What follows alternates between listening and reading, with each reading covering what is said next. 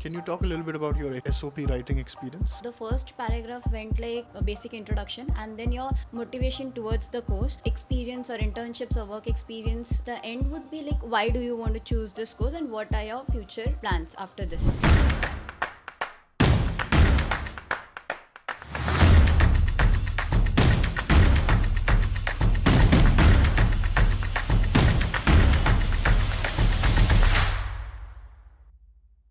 Alright guys, so welcome back once again. If you're somebody who's interested in the admission process, especially by doing your own application, I'm sitting here with students who some of them have done their own applications, some of them have taken help of consultancy. But my main question is, what is a healthy number in your point of view now that you're here in Germany? What's a healthy number I should apply to minimum in a university as an application? Some people I've heard saying 5 is good enough. Some people say no, 10 you should definitely apply. Then some also have told me, don't you think it depends on the grades what you've got, right? So the ones who have got 70% always aim to apply 10, 15, 20. But I've also seen people with 9.8 CGPA applying only 2 and not getting anywhere. So how do we solve this topic? So did you apply your own application? Yes, I did. And how many applications did you file? I filed around 10 applications. And to be honest, at the end of the day, it just gave me a lot of anxiety regarding the choice.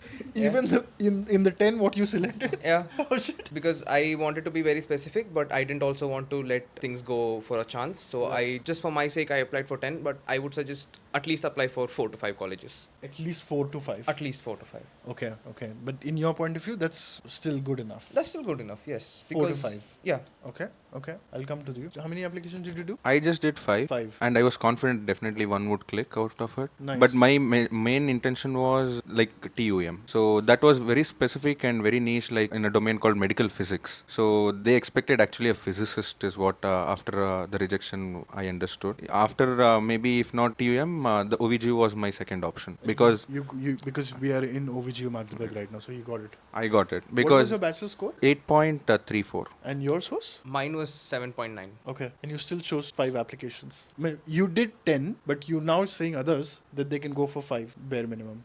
Okay, I'll come to you. Can you give it a... Tell me what was your grades in your bachelor's? She did computer science. Yeah, 8.7. 8.7. And Yeah. how many applications did you do? My applications, for the summer semester, I did around 8 to 10 colleges. But talking about the winter semester, I would say when you restrict your domain, that also comes into picture. I restricted my domain in winter. I only stick to data science universities, and then where I had no admits in winter. And then I opened up with computer science as well as with data science. So then I did for 10 to 12 universities in all. You got selected in how many? 3 of them. 3. Okay. 1 computer science and 2 data science. Right, we'll come to that. What about you? So I had applied for around 10 universities. Basically, I had broken it up into 2 parts. One was electronics related, and one was computer science. So 5 there and 5 here. So I got in 4 universities. 4 universities, yeah. Nice, yeah. What was your grades you said? My grades in bachelor's was 8. 8 CGPA. Electronics and communication engineering. 8 CGPA you Yes, got? yes. Okay. What about how much CGPA you got? I had 8.1. You did computer science. Yes, I was in Okay. computer science. So I applied for around 12 and I got admit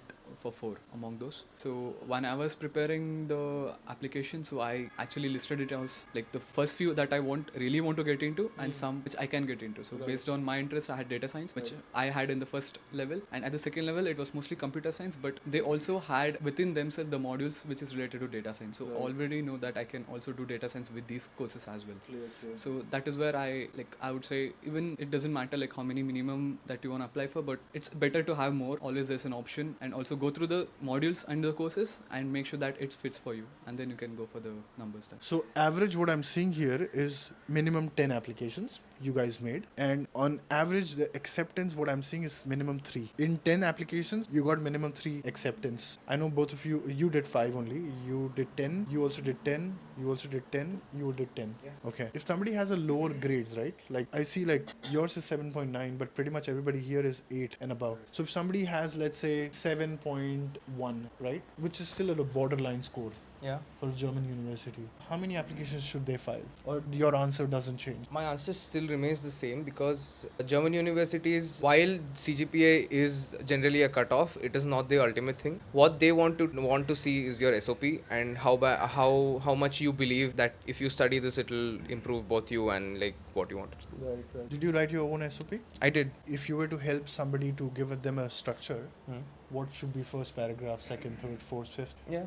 Do you have a template in your mind? Oh yeah, I do, because I spent nearly a month on this, just Wow. perfecting it. So Tell us. of course, not everyone will take a month. It's just how much time I put. So the first paragraph is generally an introduction to yourself, a very brief introduction as to like what you've done like in your schooling and what you as a person are. And later on, you can talk about your academic experience. Again, all these paragraphs have to be very small summation of your life. Finally, any internships that you've done, and then any work experience you've had, again in a short paragraph. Right. And in the end, two most important paragraphs. Firstly is why you want to do this certain course, because they really care about this. They just don't want to give you a course simply because you can like come here and do it. They want you to show them like why you think this course is the right fit for you, and finally why they should consider you among all the thousands of other applicants. And that's basically what your SOP should be. So you just spoke about SOP. How many letter of recommendations did you give in your application process? So usually the minimum bear to be provided is 2. Since my company was a big MNC, so they could not give it individually at least, or they're not supposed to provide a letter of recommendation, at least the official way. So I could not use the work experience letter of recommendation, but I could still use 2 from my university. So you got it from the university. University. And how many LORs you gave? I gave 3 LORs From- the university, because my company also is like pretty big and they can't really give personalized. But did you give your work experience letter in the application process?